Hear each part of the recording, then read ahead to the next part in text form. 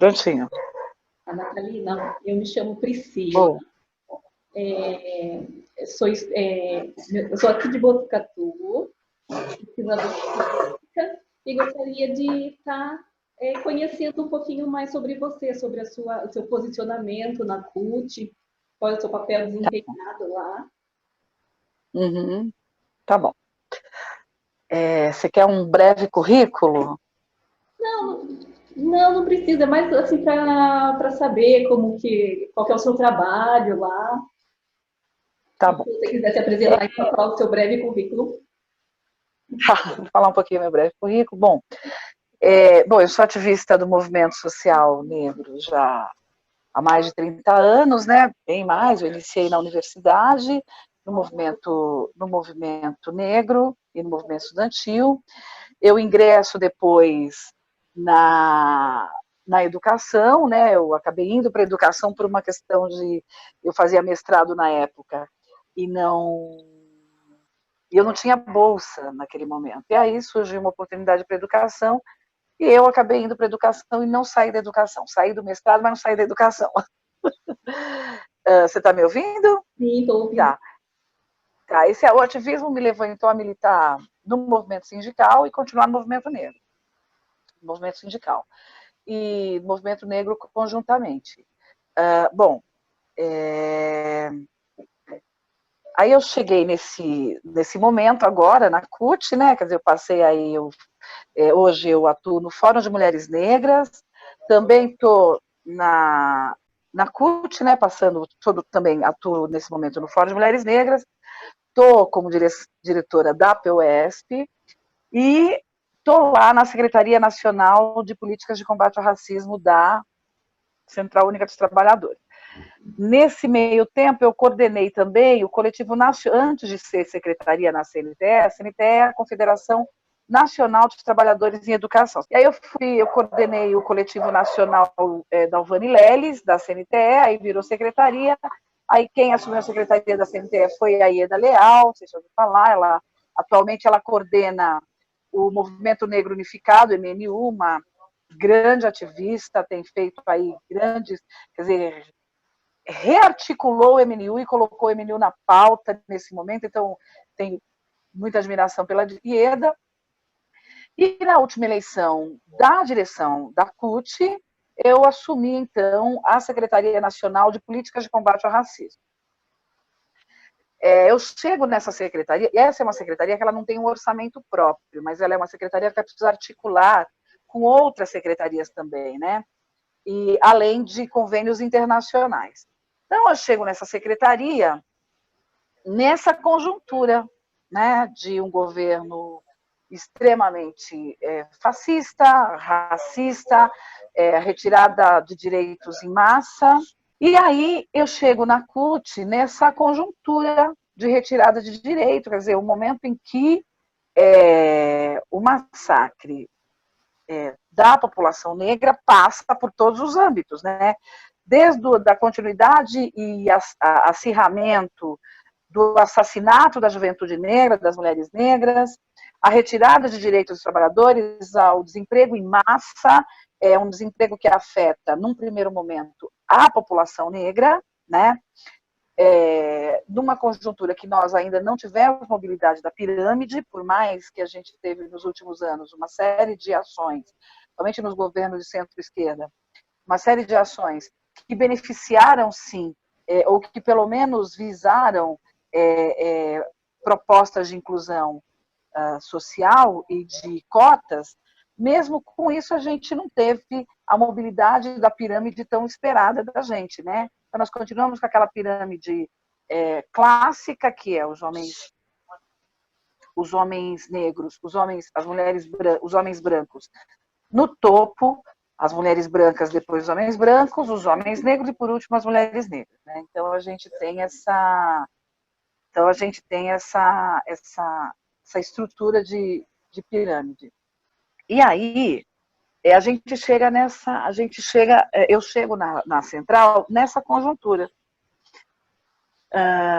Final do ano passado, por exemplo, numa cartada, a secretária lá da família, dos direitos humanos, a pasta ela exclui, monta um edital e exclui os movimentos sociais de participarem agora no Conselho Nacional de Promoção da Igualdade Racial.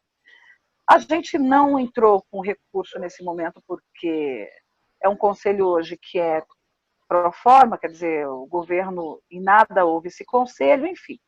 Então, a gente está numa conjuntura de desmonte total e os movimentos sociais num processo de criminalização. Eu chego nesse momento nessa secretaria. E aí, a grande proposta nossa é articular essa secretaria e colocar essa secretaria na centralidade dos debates das políticas cotistas. Porque nós entendemos que não dá para você falar sobre saúde, desemprego ou empregabilidade, condições de trabalho, educação, vulnerabilidade social, meio ambiente, pensar um pouco nas comunidades quilombolas e indígenas, então meio ambiente, reforma agrária também, conflitos do campo, conflitos urbanos, sem falar da população negra.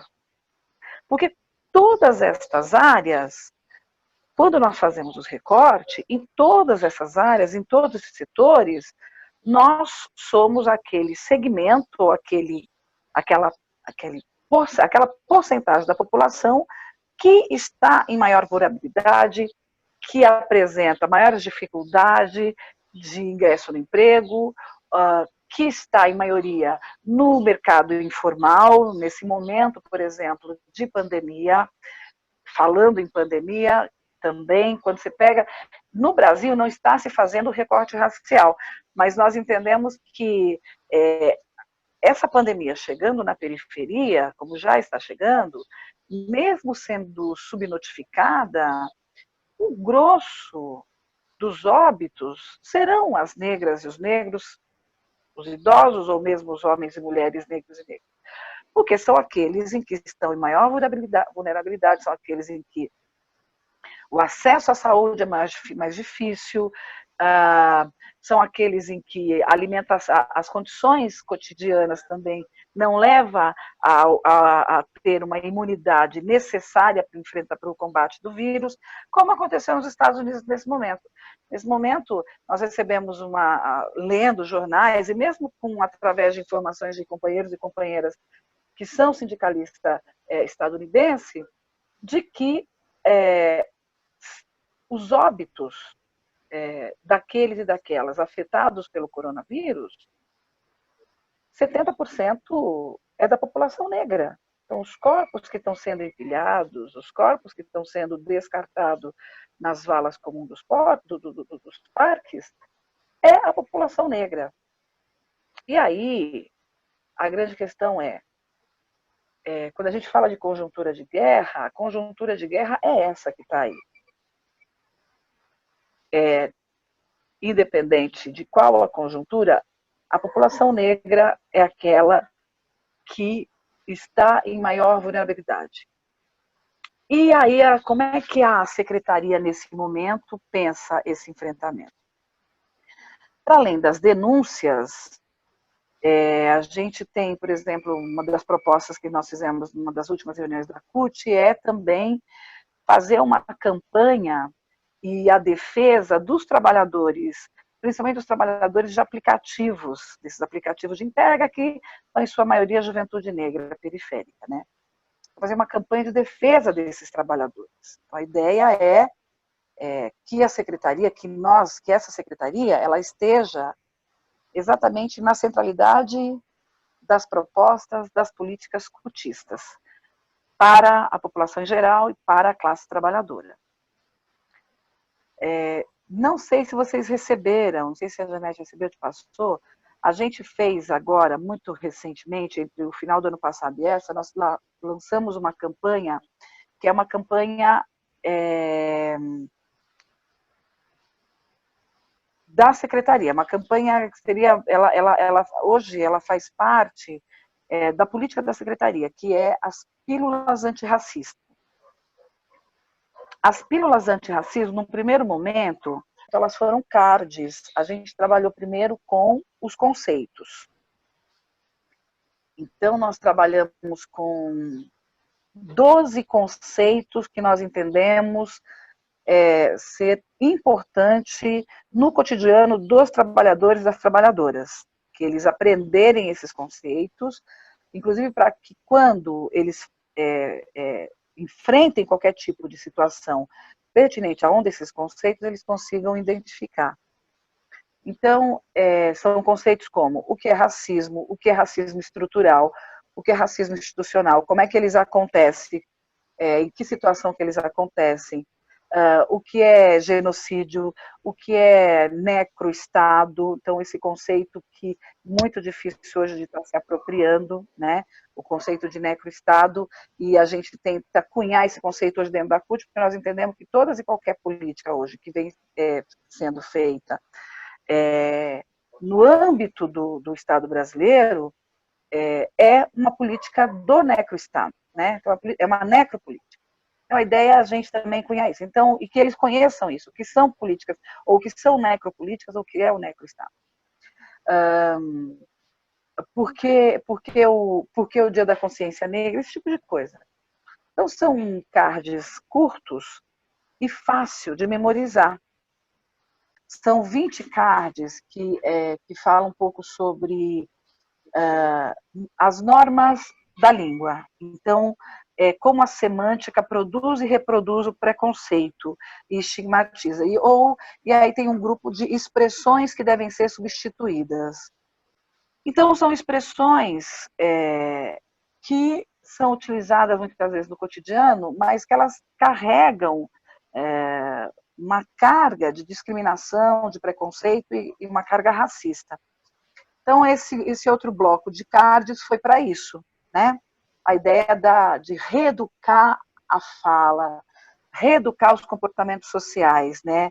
À luz de uma outra história, como diria lá, à luz dos marcos civilizatórios africanos, né?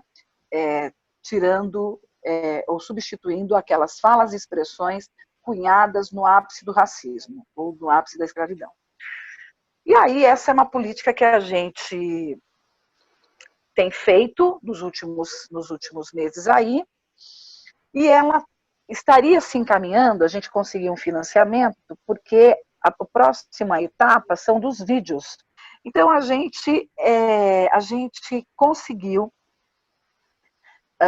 um financiamento para uma segunda etapa do Pílulas Antirracismo, que para mim, a menina dos olhos, essa campanha, porque ela foi uma campanha que a gente, sem nenhum aporte financeiro, e que é possível fazer, é possível divulgar, é possível trabalhar, e é possível massificar. Então, agora seriam os vídeos das pílulas antirracismo, com 30 segundos, 1 minuto, de várias pessoas de grande expressão nacional, mas também do cotidiano, né? Pessoas que você encontra no trem metropolitano, senhoras, enfim. E a ideia é que essas pessoas também se manifestem em relação ao racismo cotidiano que cada uma delas sofre, né, todos os dias, e que muitas vezes passa desapercebido. E é aquilo que não pode mais ser tolerável, né? Então, os comportamentos, as atitudes, as ações que não podem mais ser toleráveis.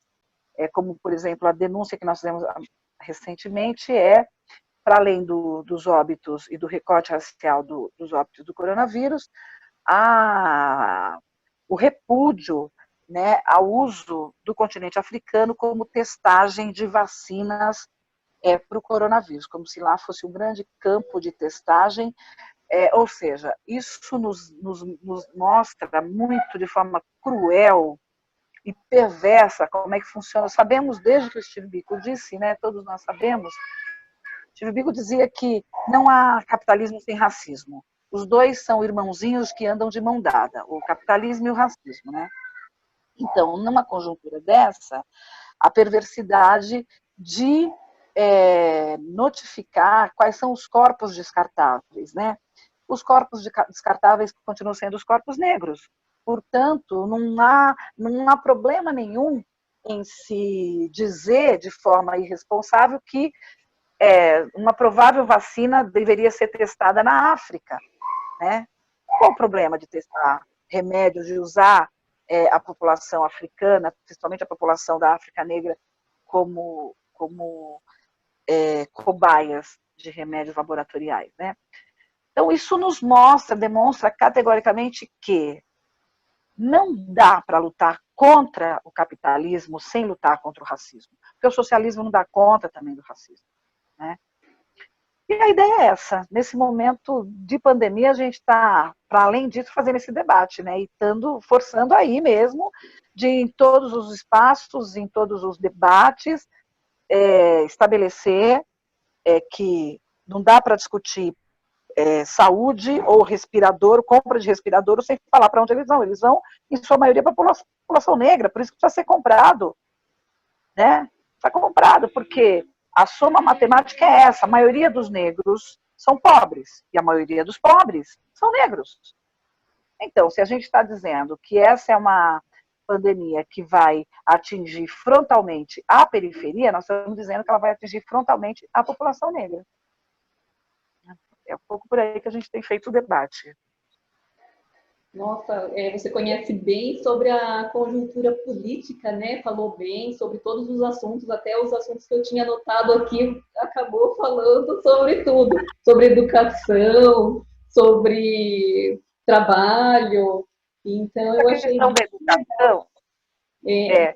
questão da educação, eu queria falar uma coisa. Nesse momento, é o momento que a gente vai ver como as desigualdades sociais impactam diretamente na educação também. As propostas de educação à distância, elas são ilusórias, né? Eu vi uma série de cards, de memes, não sei o quê, pererê, elas são ilusórias. Porque quem é que tem uma internet que é possível fazer, por exemplo, para a gente fazer essa reunião, a gente tem que usar uma... Eu vim para casa da minha mãe, eu precisei comprar um daqueles modem que tem aí de internet móvel, da Claro lá, que eu comprei, e aí recarregando com 120 GB, para poder ter acesso aqui a uma série de coisas, ao meu Note. Eu estou falando com você no celular agora, porque a gente estava falando pelo WhatsApp, mas consegui acessar o Note, consegui fazer umas coisas. Então, eu assumo que eu estou dentro do grupo de privilegiados. Eu estou dentro do grupo de privilegiados. Primeiro, porque eu estou em isolamento social, conseguindo manter uma alimentação saudável, conseguindo pagar as contas e conseguindo ter acesso aos meios de comunicação e às mídias sociais. Entendeu? Então, eu sou uma privilegiada, mas vários vizinhos da minha mãe não o são. Eles saem todo dia às 4h40 da manhã para pegar o ônibus, para poder ir para o trabalho. Então, o ônibus lotado, o trem lotado. É muito difícil falar em não fazer aglomeração social nessa conjuntura. E mais ainda falar em educação à distância, né? Fora que ninguém é idiota, né? Esse é um momento também de testagem de propostas, né? O governo federal e mesmo alguns governos estaduais, quer dizer, vem forçando aí o debate da educação à distância, mesmo para os níveis iniciais da educação. É um absurdo, uma coisa sem... Não dá nem para discutir isso, né? Mas por que isso? Porque quem é que vai ficar nesses espaços? Somos nós. Então, você coloca lá o sujeito na televisão, sabe o telecurso? O governo de São Paulo quer fazer o telecurso pela televisão, então fazer educação EAD, então mandar os livros para os pais. Mas, olha, só que daí você vê algumas coisas, como, por exemplo, hoje eu estava lendo uma reportagem de pessoas, mães de família, desesperadas, que ao fazer a inscrição para o auxílio emergencial, erraram a inscrição por não entenderem como é que estava funcionando o aplicativo e, portanto, agora correm o risco de não receber o auxílio emergencial.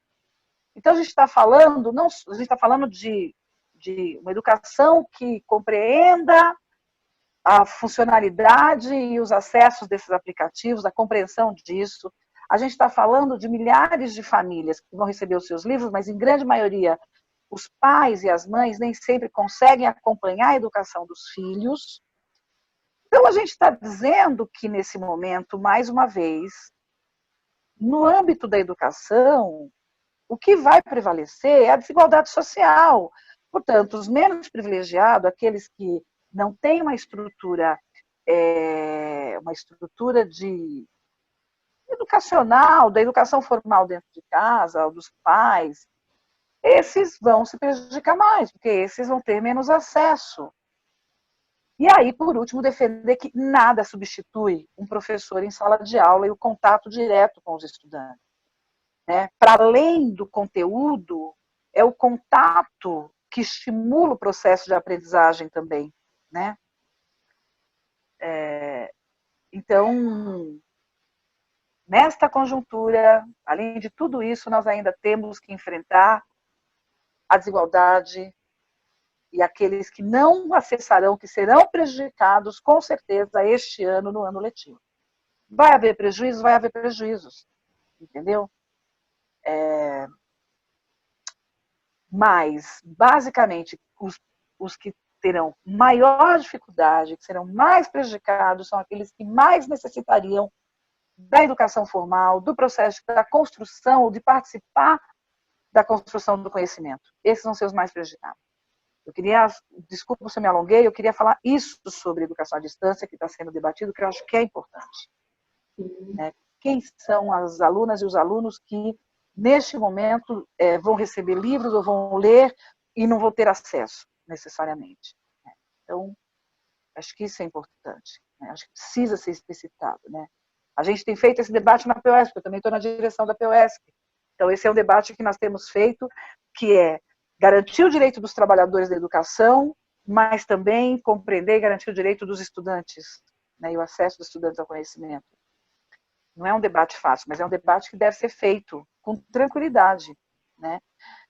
E se você tem numa mesa, se você tem também o governo, o Estado, mas um Estado que pense propositivamente na inclusão, facilitaria a vida de todo mundo, mas essa não é a realidade que a gente enfrenta hoje.